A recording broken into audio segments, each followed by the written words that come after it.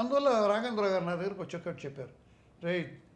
ఇలాగన్నారు, రే భలేవాడురా నువ్వు అన్న. ఏంటి ఆయన ఇరికిచ్చావు నువ్వు, ఇరికిచ్చినప్పుడు నువ్వు సరిగ్గా చేయి, నా సంగతి తెలుసు కదా, నాకు అంశానంది రాగం ఇష్టం, ఇలాగ నాది ఒక స్టైల్ ఉంది, నేను అందుకనే కదా కీరవాణిని పెట్టుకుంటాను, ఆయన నాకు ఎలా కావాలో అలా చేస్తాడు కదా,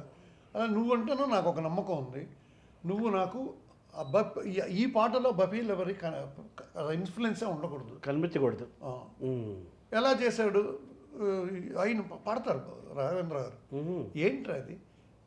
చిల్లుక కే మమ తన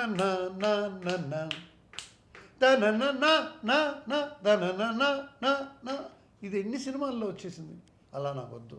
శ్రావ్యంగా ఉండాలరా. నేను అన్నయ్య గారు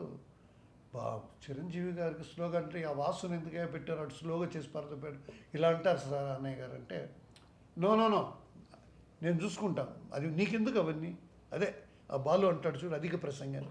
నీకెందుకు అవన్నీ, ఎక్స్ట్రా వద్దని, ఎక్స్ట్రా వద్దు, అదే